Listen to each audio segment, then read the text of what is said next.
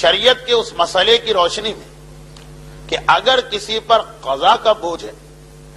تو common sense بھی یہی کہتی ہے، لاجک بھی یہی کہتی ہے، اسلام بھی یہی کہتا ہے کہ پہلے قضا کے بوجھ کو اتارے،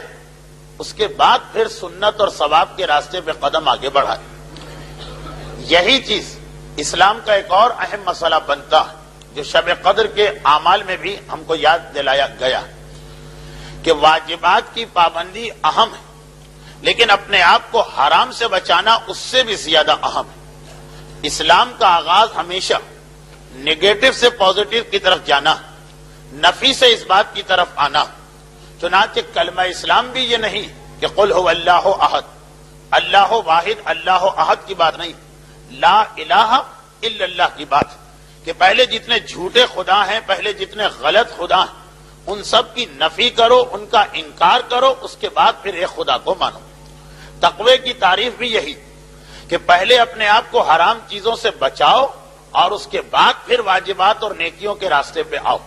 متقی کی پہچان بھی یہی بتائی گئی، یہ نہیں بتایا گیا ہے متقی کی پہچان میں کہ بہت نمازیں پڑھتا ہے اور بہت روزے رکھتا ہے اور بہت تسبیح ادا کرتا، نہیں، پہلا جملہ یہی ہے کہ اپنے آپ کو ہر حرام اور گناہ سے بچا رہا، اس کے بعد پھر وہ عبادتوں کی طرف آتا۔ والدین کی ذمہ داریوں میں بھی یہ مسئلہ آتا کہ اپنے نابالغ بچے کو عبادتوں کی ٹریننگ بعد میں دلوانا ہے، پہلے اسے حرام سے روکنا واجب۔ یہ اسلام کا ایک عام سا اصول کہ ہمیشہ کوشش یہ کرنا ہے کہ پہلے اپنے آپ کو گناہوں سے بچایا جائے، حرام سے بچایا جائے، پھر فضیلت اور نیکی کے کام انجام دیے جائیں۔ اصول فقہ میں یہ مسئلہ اس طرح آتا کہ دفع المفسدہ اولی من جلب المنفعہ، کہ اگر ایک طرف انسان کو کوئی نفع اور فائدے کی بات مل رہی اور ایک طرف انسان پہ نقصان آ رہا، ایک طرف جنت مل رہی، ایک طرف جہنم کی طرف جانے کا مسئلہ، تو دفع المفسدہ اولی، پہلے اپنے آپ کو جہنم سے بچاؤ، پہلے اپنے آپ کو نقصان سے بچاؤ، منفعت اور نفع بعد میں حاصل کیا جا سکتا ہے۔ چنانچہ بہت ہی اعلیٰ پیمانے پر جب ہم اصول پر بحث کرتے ہیں تو یہ بحث آتی ہے کہ اگر کبھی حرام اور واجب میں ٹکراؤ ہو جائے کہ یا حرام کریں گے یا واجب کریں گے، تو اسلام یہی کہتا ہے کہ واجب بھلے چھوٹ جائے، پہلے اپنے آپ کو حرام سے بچانا۔ لیکن یہ جملہ عوام کے لیے نہیں، یہ آپ کے لیے نہیں ہے، آپ کو تو مجتہد کی کتاب پہ چلنا۔ اسلام کا ایک عام سا مسئلہ یہ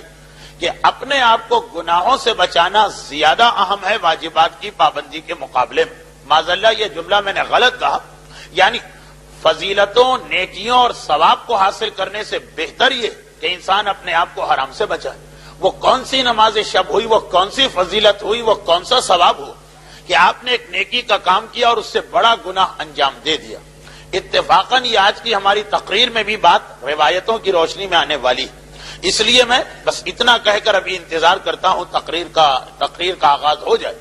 تو فقہی مسئلہ مکمل ہو جائے کہ یہ ایک اسلام کا عام سا اصول ہے۔ بس اسی لیے شب قدر میں ہم کو وقت مل گیا کہ ہم 100 رکعت نماز پڑھ رہے ہیں، لیکن اگر پہلے سے کوئی قضا نماز ہماری گردن پر ہے تو بجائے اس کے کہ وہ 50 نمازیں 2 رکعت کر کے پڑھی جائیں، وہ شب قدر کی سنت نماز ہے جس کا ثواب مل رہا، اس سے بہتر یہ نہیں ہے کہ پہلے ہم اپنے آپ کو حرام اور گناہ سے محفوظ کریں اگر زندگی میں کوئی قضا نماز باقی ہے۔ یہی سبب کہ ہمارے بزرگوں نے اعمال کے طریقہ کار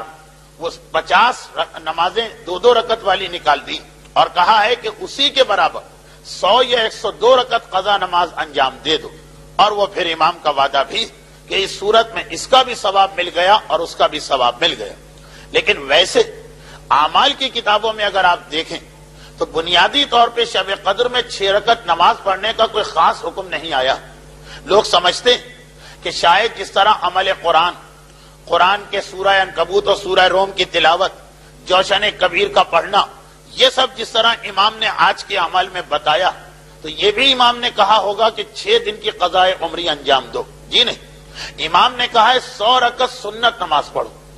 پھر اس کو اس مسئلے سے ملا لیا گیا کہ جس پر قضا کا بوجھ ہے وہ پہلے قضا نماز کو ادا کرے،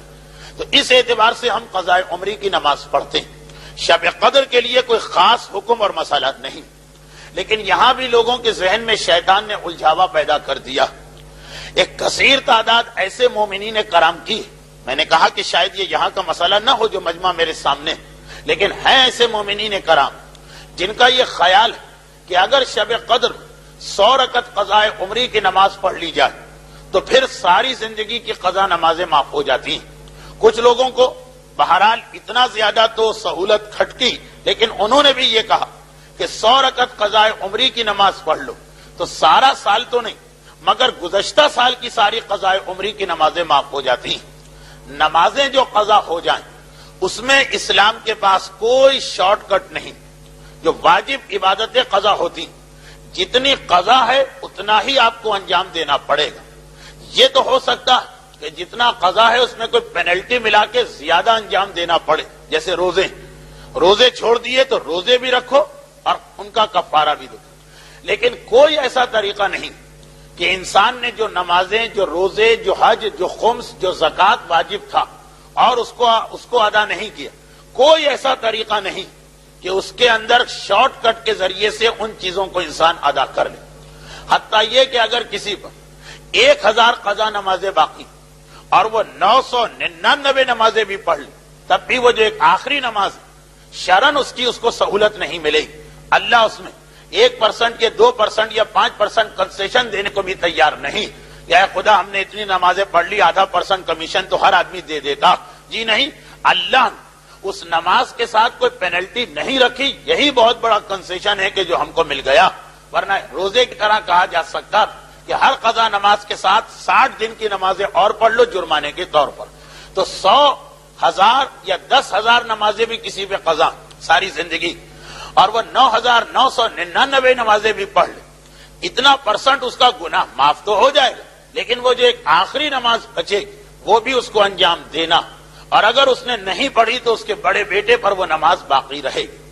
تو شب قدر کے اندر کوئی ایسا طریقہ نہیں کہ 6 دن کی نماز پڑھ کے